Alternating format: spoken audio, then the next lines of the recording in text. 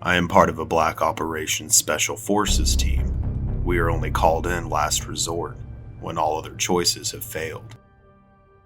Headquarters called us in to receive the briefing.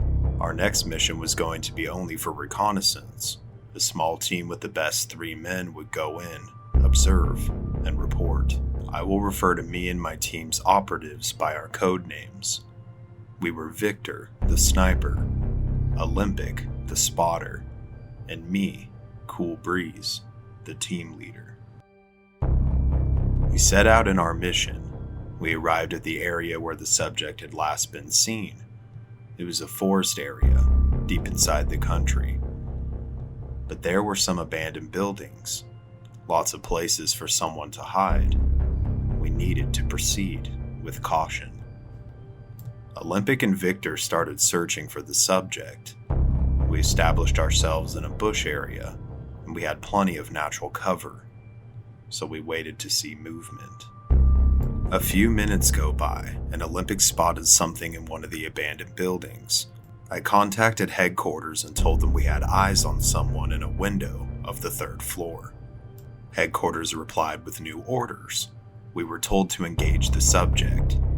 According to the HQ, the subject was the only person in the building, and they had satellite confirmation. I told Victor to prepare himself for a shot. We were still far away from the target, but I knew I had in my team one of the best snipers in the world. Olympic determined the distance of the target was around 1,538 yards. When Victor confirmed he had the target in his scope, I gave the order for the shot. Olympic kept the binoculars on target to confirm the shot. Victor fired. Olympic confirmed the shot was successful, but the bullet had bounced off the target's head. I asked if he was sure, but Victor also confirmed. Then the target moved out of sight inside the building. That's when I made the decision that I was going in. We started moving through the forest, always trying to stay in the cover of the bushes and trees. We arrived at the building after a few minutes, and this was the last place we saw the target. I signaled to Olympic to go in first and take point. We followed. It was a little dark inside, but not enough for night vision, and we didn't want to use flashlights to reveal our position. We moved silently through the building's corridors. We went to the 2nd floor. Once we got upstairs, I entered another corridor.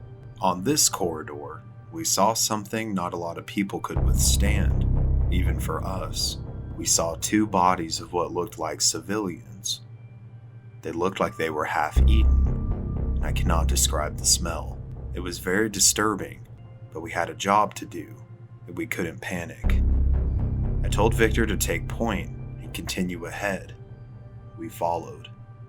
As we walked the corridor, a sudden scream from Olympic comes from the back.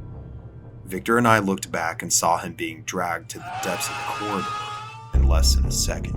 We ran after him to try and save him, weapons pointing ahead. When we started to reach the end of the corridor, we saw Olympic's body lying on the ground in a pool of blood.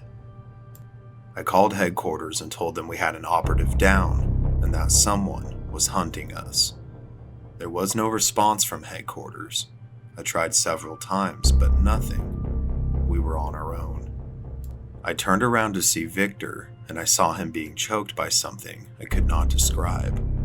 This thing wasn't human. I don't know what it was. He was green-colored, had a tail, what looked like an exoskeleton. And that's why the bullet had bounced off its head. I was paralyzed for a few seconds. I saw a lot of things in my life, but this was something new. I recovered my senses and started shooting at this thing. The bullets weren't doing anything. They just bounced off its skin. It wasn't even paying attention to me until something came out of its arm, and with it, it stabbed Victor. I panicked and started running as fast as I could. I entered a room and closed the door. I turned my back to the door. I then turned around and had my gun pointed at the door.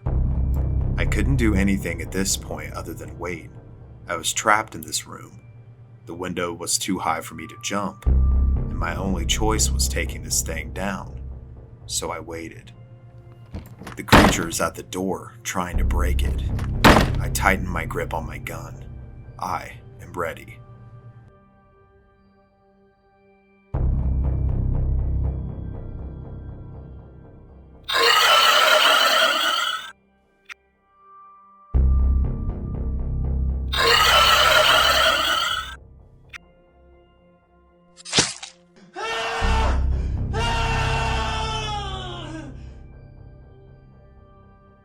Well, the test was a success. You can tell Mr. President that the specimen is battle ready. We have 3 ready to go.